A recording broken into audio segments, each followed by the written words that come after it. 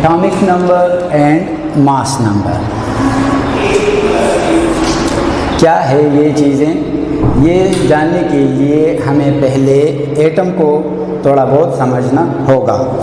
Atom हमारे पास सबसे smallest particle है जो इलेक्ट्रिकली न्यूट्रल है। Atom is the smallest particle which take part in a chemical reaction, ठीक, और ये इलेक्ट्रिकली न्यूट्रल है। क्या मतलब है इलेक्ट्रिकली न्यूट्रल का? एटम जिन ज़रात से बना है वो है proton, neutron and electron. Proton, neutron and electron. अब प्रोटॉन और इलेक्ट्रॉन पे चार्जेस हैं।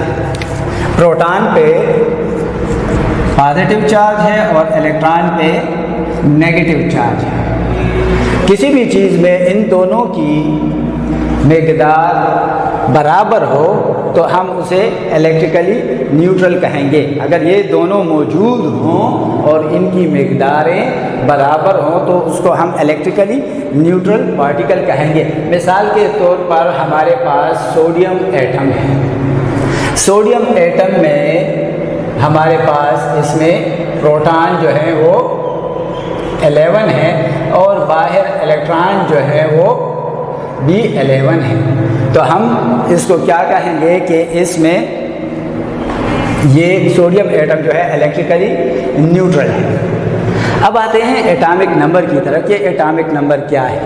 तो सबसे आसान डेफिनेशन जो है, the number of proton present in the nucleus of an atom is called atomic number.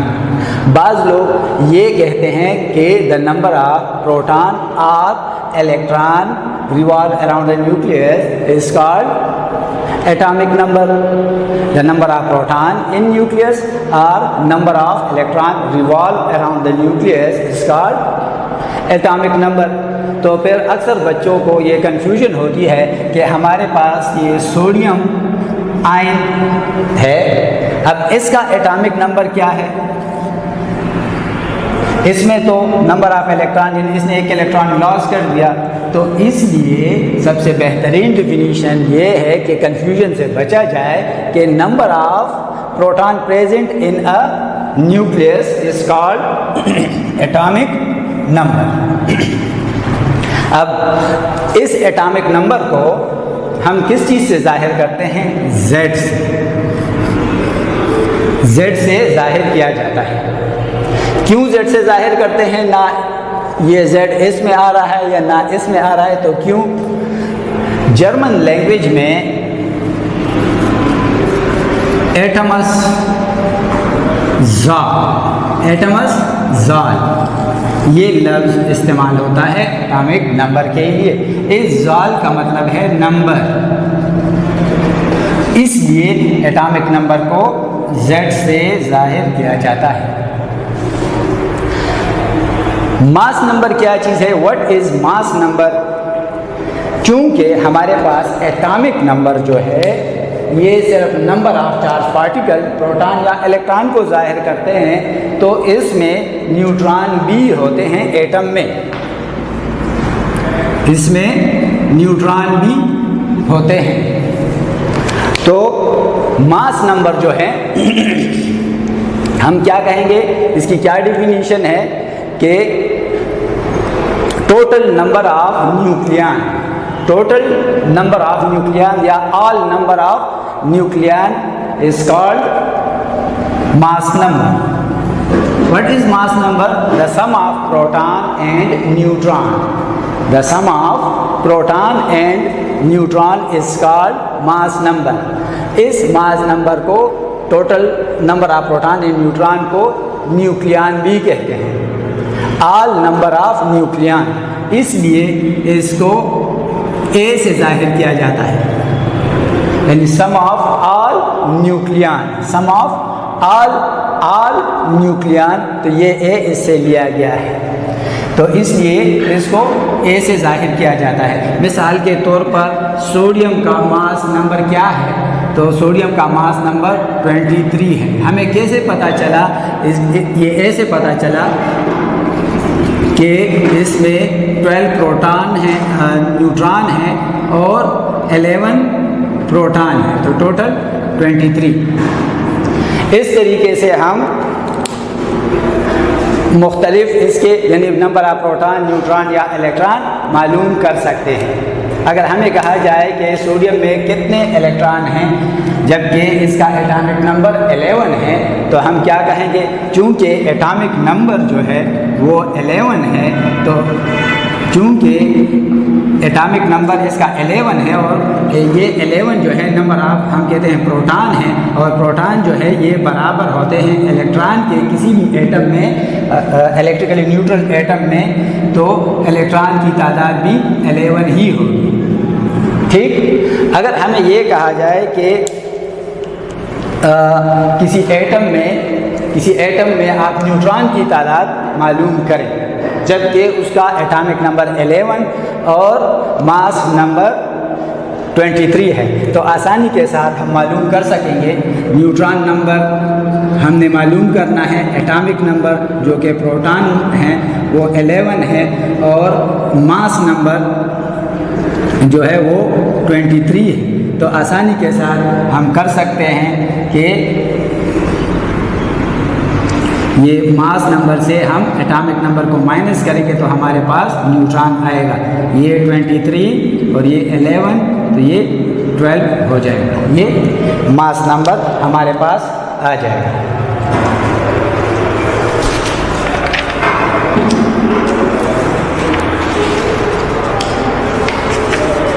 इसके बाद है हमारे पास relative atomic mass and atomic mass unit.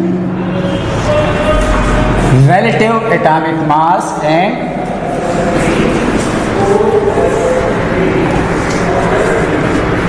atomic mass unit। relative atomic mass क्या चीज़ है?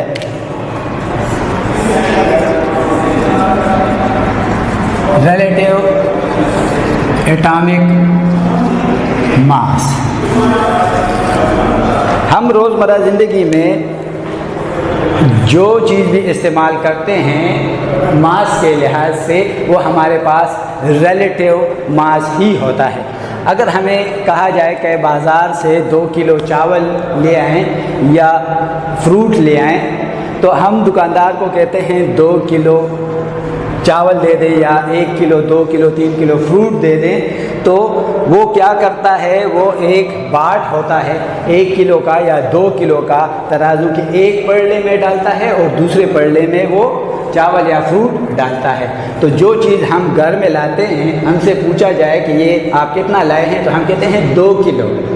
ठीक, क्यों हम कहते हैं? क्योंकि दुकानदार ने उसको कंपेयर किया हुआ होता है किस चीज़ के साथ? एक स्टैंडर्ड के साथ जिसका मास पहले से उसको नोन हो।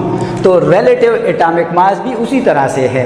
Atoms are extremely small particles, इंतहाई छोटे पार्टिकल्स होते हैं और इसको हम ग्राम, मिलीग्राम या माइक्रोग्राम में नहीं ले सकते। तो साइंसदानों ने मुतफ़िक़ा तौर पर एक यूनिट को लिया है और स्टैंडर्ड माना है, और वो क्या चीज़ है? उन्होंने कार्बन के सबसे लाइटेस्ट आइसोटोप जिसको C12 कहते हैं, इसको लिया है और इसको स्टैंडर्ड माना है। स्टैंडर्ड का क्या मतलब? यानी इसकी वैल्यू नोन है। कैसे? कि ये एक कार्बन एटम जो है कार्बन 12, इसको 12 हिस्सों में डिवाइड किया गया है।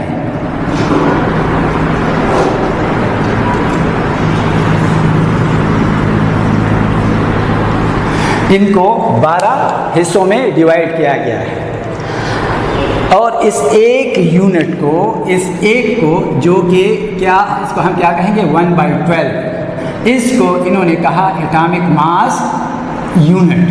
ठीक, एटॉमिक मास यूनिट यानी कार्बन का 12वां हिस्सा। अब रिलेटिव एटॉमिक मास क्या चीज़ है? जब किसी एटम को कार्बन 12 के 12वें हिस्से के साथ कंपेयर किया जाए तो उसको हम क्या कहते हैं? relative atomic mass. What is relative atomic mass? The mass of any substance or any atom which is compared to the lightest, which is compared to the 1/12 of lightest isotope of carbon. दोबारा सुने, relative atomic mass, the mass of an atom which is compared to the lightest isotope of carbon 12, which is compared to the lightest isotope of carbon 12.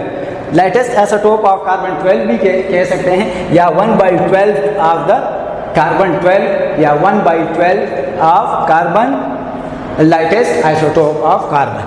इसको relative atomic mass कह सकते हैं. मिसाल के तौर पर हम कहते हैं हाइड्रोजन का एटॉमिक मास, रिलेटिव एटॉमिक मास जो है 1 है. ये क्यों 1 है? ये कार्बन के 12वें हिस्से के बराबर है. कार्बन के 12वें 1/12 के बराबर है. ठीक, यानी अगर हम 12 हाइड्रोजन एटम ले लें और एक कार्बन एटम ले लें, तो ये 12 हाइड्रोजन एटम जो हैं एक कार्बन एटम के बराबर होंगे. ठीक, ये हमारा हो गया रिलेटिव एटॉमिक मास. अब हम देखते हैं कि एटॉमिक मास यूनिट क्या है. एटॉमिक मास यूनिट क्या है? तो एटॉमिक मास यूनिट हमारे पास है क्या? यही 1/12 ऑफ कार्बन 12. कार्बन का जो 12वां हिस्सा है 1/12 ऑफ C12, ये 12वें हिस्से को हम एटॉमिक मास यूनिट कहेंगे. ठीक, what is atomic mass unit? The 1/12 of lightest isotope of carbon is called atomic mass unit. इसमें कंफ्यूज नहीं होना. रिलेटिव एटॉमिक मास क्या चीज़ है? रिलेटिव एटॉमिक मास है the mass of an atom which is compared to lightest isotope of carbon 12. The mass of an atom which is compared to 1/12 of lightest isotope of carbon is called relative atomic mass. relative में लफ्ज़ compare को इस्तेमाल करना है कि mass of atom को हम अगर compare करेंगे कार्बन के 12वें हिस्से के साथ, तो ये हमारे पास रिलेटिव एटॉमिक मास आ जाएगा. और एटॉमिक मास यूनिट क्या चीज़ है? एटॉमिक मास यूनिट कार्बन का जो 12वां हिस्सा है जिसके साथ हम कंपेयर करते हैं, उसको एटॉमिक मास यूनिट कहते हैं. सिंपली द 1/12 ऑफ कार्बन 12 या 1/12 of lightest isotope of carbon is called atomic mass unit. अब इस एटॉमिक मास यूनिट को, यानी 1 AMU को 1 AMU, इसको हम ऐसे भी कह सकते हैं 1/12, ये कितने ग्राम के बराबर हो सकता है, ये कैलकुलेशन से हम करेंगे. तो हमें पता है कि 1 मोल ऑफ कार्बन एटम जो है वो 6.023 मल्टीप्लाई बाई 10⁻23 एटम्स के बराबर है. और ये भी पता है कि 1 मोल ऑफ कार्बन एटम का मास 12 ग्राम है. ये 1 mole of carbon atom is equal to 12 gram. हमें पता है कि एक मोल में 6.023 मल्टीप्लाई बाई 10⁻23 एटम्स होते हैं. तो इतने एटमों का मास 12 ग्राम होता है. 6.023 multiply by 10⁻23 atoms equal to 12 gram. तो एक एटम का मास कितना होगा? एक एटम का मास हम यहाँ बाई क्रॉस मल्टीप्लिकेशन हासिल कर लेते हैं. इस को हम इसके साथ x के साथ और इसको, x का मतलब है कि अननोन, कितना मास है 1 एटम का, तो बाय क्रॉस मल्टीप्लिकेशन हमारे पास ये आ जाता है 6.023 multiply by 10⁻23 multiply by x और 1 मल्टीप्लाई बाय 12। फिर इसको 6.023 को दोनों साइड पे डिवाइड किया तो इससे हमारे पास 1.99 मल्टीप्लाई बाय 10⁻23 ग्राम आ गया। ये हमारे पास है 1 कार्बन एटम का मास। 1 कार्बन एटम का मास हमारे पास 1.99 मल्टीप्लाई बाय 10⁻23 ग्राम आया। अब हमें पता है कि एक कार्बन एटम जो है वो 12 AMU के बराबर है। इससे पहले हमने पढ़ा कि रिलेटिव एटॉमिक मास में कि कार्बन एटम को स्टैंडर्ड लिया गया और इसको 12 इक्वल पार्ट्स में डिवाइड किया गया और उसके हर एक पार्ट को 1 AMU कहते हैं। तो ये एक कार्बन एटम में टोटल 12 AMU होते हैं। हमारे पास एक कार्बन एटम का मास ये आ रहा है, तो इसका मतलब है कि 12 AMU में 12 AMU जो है ये इतने ग्राम के बराबर है।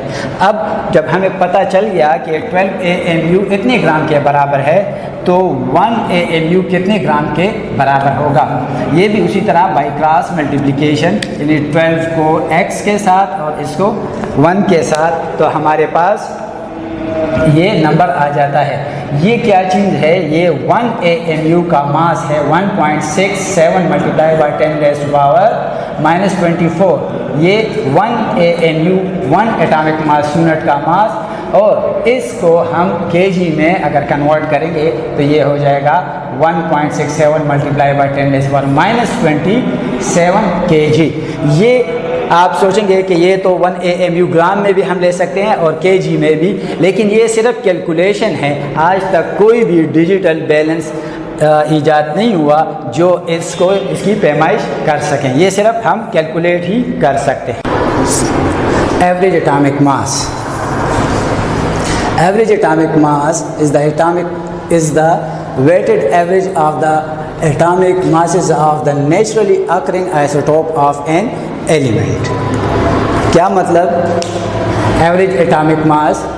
हमारे पास जितने भी एलिमेंट्स हैं, हर एलिमेंट्स के तकरीबन आइसोटोप्स पाए जाते हैं और हर आइसोटोप का मास नंबर अलग अलग होता है। अब ये जो आइसोटोप्स हैं इनका अगर हम एवरेज निकालें तो ये उस एलिमेंट का एवरेज एटॉमिक मास कहलाया जाता है। हमारे पास पीरियोडिक टेबल में जितने भी एलिमेंट्स हैं और उनके एटॉमिक मासेस हैं वो सारे के सारे एटॉमिक मास जो हैं वो एवरेज एटॉमिक मास होते हैं। मिसाल के तौर पर हमारे पास क्लोरीन जो है, ये इसके दो आइसोटोप्स हैं, एक है क्लोरीन 35 और एक है क्लोरीन 37। ये 75% पाया जाता है और ये 25% पाया जाता है।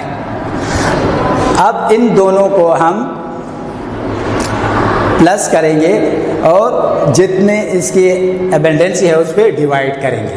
कैसे? मसलन हमारे पास एवरेज एटॉमिक मास जो है, एवरेज एटॉमिक मास, अब नेचर में ये जो है, ये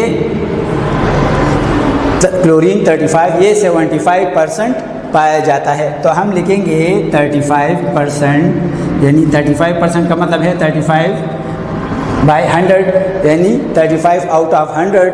और अवेलेबिलिटी इसकी कितनी है, एबंडेंसी कितनी है, ये 75% है। तो मल्टीप्लाई बाय 75 करेंगे, प्लस 37 आउट ऑफ 100, एबंडेंसी 25%। ठीक, तो इसको जब हम कैलकुलेट करेंगे तो इससे हमारे पास आ जाएगा 35.5 AMU, 35.5। सिंपली आप इसको अगर कैलकुलेशन ये मैथ्स के उसमें हम कर सकते हैं कि ये 100 अगर हम हटा दें तो 35 multiply by 0.75 plus 37 multiply by 0.25, इसको मल्टीप्लाई करें तो हमारे पास, और फिर प्लस कर लें तो 35.5 आ जाता है। इसीलिए हम क्लोरीन का एवरेज एटॉमिक मास जो है हमारे पास 35.5 AMU आता है। दोबारा ज़रा सुने, एवरेज एटॉमिक मास क्या चीज़ है? एवरेज एटॉमिक मास किसी भी एलिमेंट का वो मास होता है जो हम निकालते हैं उनके आइसोटोप्स से। जितने आइसोटोप्स हैं उनकी जो एबेंडेंसी है उसको मल्टीप्लाई करते हैं उसके मास नंबर से, और फिर उसको आपस में प्लस करके हमारे पास जो आ जाता है वो उसका एवरेज एटॉमिक मास होता है।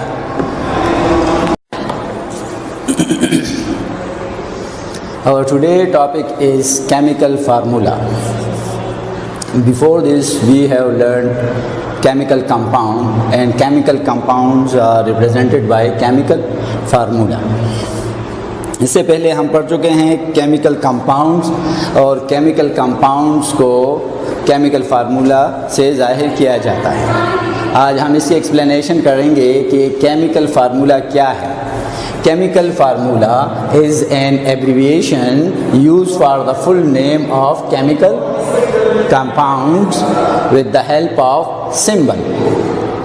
What is a chemical formula? Chemical formula क्या है? Chemical formula is an abbreviation used for the full name of a compound with the help of symbol. या हम ऐसे भी कह सकते हैं the symbolic representation of a chemical compound is known as chemical formula. Simply symbolic representation of a chemical compound is called chemical formula. एक और तरह से भी हम इसकी डिफिनीशन कर सकते हैं, the aggregation of symbols which represent a compound is called chemical formula. या हम ऐसे भी कह सकते हैं the aggregation of alphabets or symbols which tells us the combining element and its ratio in a compound is called chemical formula. Chemical formula जो है वो हमें बुनियादी तौर पर दो चीज़ें बताती हैं। एक तो ये कि इसमें कौन कौन से एलिमेंट हैं, और दूसरा ये कि ये किन रेशो से आपस में मिले हुए हैं। केमिकल फार्मूले के हमारे पास तीन टाइप्स हैं। एक है एम्पेरिकल फार्मूला, और एक मॉलिक्यूलर फार्मूला, और आखिर में फार्मूला यूनिट। एम्पेरिकल फार्मूला क्या है?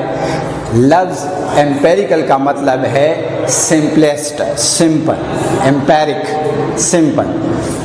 तो एम्पेरिकल फार्मूला हमें ये बताता है कि इस जो कंपाउंड है उसमें जो एलिमेंट है उनके दरमियान सिंपलेस्ट कंबाइनिंग रेशो, कि वो उसमें जो रेशो है वो सिंपलेस्ट रेशो। मिसाल के तौर पर हमारे पास बेंजीन का फार्मूला है C6H6। अब इस फार्मूले को अगर हम देखें तो 6:6 के तनासुब से ये आपस में मिल रहे हैं, लेकिन इसका सिंपलेस्ट फार्मूला ये 6 आपस में कट जाएगा तो इसका हो जाएगा CH इसका सिंपलेस्ट फार्मूला हो जाएगा। This CH shows simplest ratio 1:1। इसी तरह से ग्लूकोज का C6H12O6, अगर हम इस रेशो को देखें तो ये हमारे पास 1:2:1, ये सिंपलेस्ट रेशो है कार्बन, हाइड्रोजन और ऑक्सीजन के दरमियान। किसमें? ग्लूकोज में। तो इसको हम एम्पेरिकल फार्मूला कहेंगे। क्यों इसको एम्पेरिकल फार्मूला कहेंगे? क्योंकि ये हमें सिंपलेस्ट होल नंबर रेशो बताता है। It shows the simplest whole number ratio. इसके बाद हमारे पास आता है, अच्छा इससे पहले कि ये एम्पेरिकल फार्मूला जो है, ये जो मॉलिक्यूलर फार्मूला हमारे पास होता है जो हमें एक्चुअल नंबर ऑफ एटम बताता है, उसको हमने सिंपलेस्ट फॉर्म में कन्वर्ट कर देना होता है। इसी तरह से हमारे पास एक और है फार्मूला यूनिट, उसमें भी सिंपलेस्ट रेशो होता है, उसको हम तीसरे नंबर में उसको डिस्कस करेंगे। इसमें और उसमें फ़र्क क्या है वहाँ पर हम इसको देखेंगे। अब हमारे पास है molecular formula. What is a molecular formula? Molecular formula shows the actual number of atom of different element in a molecule. इन दोनों में फ़र्क क्या है? Empirical formula tells us the simplest ratio, while molecular formula shows the actual number of atom। जिस तरह से हमने ये C6H12O6 ये हमें क्या बता रहा है? Actual number. इसको हम मॉलिक्यूलर फार्मूला कहेंगे। क्या कहेंगे? Molecular formula. मॉलिक्यूलर फार्मूला हमें एक्चुअल नंबर बताता है। अब ये जो ग्लूकोज का फार्मूला है, ये हमें इसमें क्या बता रहा है कि 6 एटम कार्बन के हैं, 12 एटम हाइड्रोजन के हैं और 6 एटम ऑक्सीजन के हैं, तो ये क्या बन जाता है? ग्लूकोज। तो मॉलिक्यूलर फार्मूला हमें क्या क्या इन्फॉर्मेशन देता है? एक तो ये दे रहा है कि इसमें कितने किस्म के एलिमेंट्स हैं। दूसरे नंबर पर हमें बता रहे हैं कि हर एलिमेंट्स के एटम कितने हैं, एक्चुअल नंबर ऑफ एटम। जबकि एम्पेरिकल फार्मूला भी हमें 2 इन्फॉर्मेशन ही देती है। नंबर 1 कि उसमें कौन कौन से एलिमेंट है ग्लूकोज में, वो भी हमें यही बता रहे हैं, कार्बन, हाइड्रोजन और ऑक्सीजन। लेकिन वो फिर हमें एक्चुअल नंबर नहीं बताता, बल्कि क्या बता रहा है कि उसमें सिंपलेस्ट रेशो बताता है। क्या बता रहा है? Simplest ratio. इसी तरह से हमारे पास third type of chemical formula है, फार्मूला यूनिट। इसको फार्मूला यूनिट क्यों कहते हैं? इसकी वजह है। वो वजह क्या है? आयनिक कंपाउंड्स, यानी आयनिक कंपाउंड्स को हम जिस फार्मूले से रिप्रेजेंट करते हैं उसको फार्मूला यूनिट कहते हैं। अब आयनिक कंपाउंड्स जो हैं वो आयन से बने होते हैं और ions positive cation and anion आपस में मिल के एक यूनिट बनाते हैं। इस यूनिट की वजह से इसको फार्मूला यूनिट कहते हैं और ये ख़ुद ब खुद एक सिंपलेस्ट फॉर्म में हमारे पास आता है। मिसाल के तौर पर हम लेते हैं Na+Cl नेगेटिव। ये सोडियम क्लोराइड जब हमारे पास बनता है तो ये 2 आयन आपस में मिलके एक यूनिट बनाते हैं और यही यूनिट बार बार रिपीट होते हैं और इससे हमारे पास पूरा कंपाउंड का क्रिस्टल बन जाता है। हमारे पास जो आयनिक कंपाउंड है वो क्रिस्टलाइन फॉर्म में होते हैं, तो इसलिए हम इसको फार्मूला यूनिट कहते हैं कि एक यूनिट बार बार रिपीट होता है, एक यूनिट बार बार रिपीट होता है आयनिक कंपाउंड में और उसी यूनिट से उस पूरा कंपाउंड को हम रिप्रेजेंट करते हैं, इसलिए इसको फार्मूला यूनिट कहते हैं। इसकी डिफिनीशन हम कुछ इस तरह से करेंगे कि it is the smallest repeating unit of an ionic compound showing the simplest ratio between the ions. Formula unit और एम्पेरिकल फार्मूला में फ़र्क क्या है कि मॉलिक्यूलर फार्मूला का सिंपलेस्ट रेशो जब हम लेते हैं तो उसको एम्पेरिकल फार्मूला कहते हैं, जबकि formula unit already simplest form में होता है। ये हमें किस चीज़ की रेशो बताता है? ये हमें इन आयन्स के दरमियान रेशो बताता है कि सोडियम आयन, सोडियम क्लोराइड में सोडियम आयन और क्लोराइड आयन में क्या रेशो है। जैसे ये 1 रेशो, इसी तरह से कैल्शियम क्लोराइड CaCl2 इसके दरमियान 1:2 है। कैल्शियम का 1 आयन और क्लोरीन के 2 आयन, यानी क्लोराइड आयन और कैल्शियम आयन। ये हमारे पास क्या हो गया? Formula unit. तो एज ए होल अगर हम देखें तो केमिकल फार्मूला हर सूरत में हमें दो इंफॉर्मेशन देता है, एक वो कि ये किस एलिमेंट से कंपाउंड बना है और दूसरा उसमें रेशो कौन सी है। एम्पेरिकल फार्मूला हमें सिंपलेस्ट रेशो देता है, मॉलिक्यूलर फार्मूला हमें एक्चुअल नंबर ऑफ एटम बताता है, जबकि फार्मूला यूनिट जो है ये हमें क्या बता रहा है कि जो आयनिक कंपाउंड है उसमें आयन के दरमियान जो रेशो है वो हमें बताता है, और वो रेशो हमेशा ही सिंपलेस्ट रेशो ही होती है। तो अच्छा, एक और बात, मॉलिक्यूलर फार्मूला हम ये भी कह सकते हैं कि ये मॉलिक्यूलर कंपाउंड को रिप्रेजेंट करता है, जबकि फार्मूला यूनिट जो है आयनिक कंपाउंड को रिप्रेजेंट करता है। केमिकल फार्मूला और उसके टाइप्स को सीखे। अब एक और बात इसमें है कि हमारे पास जो मॉलिक्यूलर फार्मूला है, मॉलिक्यूलर फार्मूला हम इसको ये multiply by empirical formula, number of moles multiply by empirical formula, या सिंपली हम ये कह सकते हैं कि मॉलिक्यूलर फार्मूला जो है ये मल्टीपल ऑफ एम्पिरिकल फार्मूला हो सकता है। ये सेम वही भी हो सकता है और मल्टीपल ऑफ एम्पिरिकल फार्मूला भी हो सकता है। मिसाल के तौर पर हमारे पास मॉलिक्यूलर फार्मूला है बेंजीन का C6H6, तो इसका एम्पिरिकल फार्मूला हमारे पास आ जाता है CH।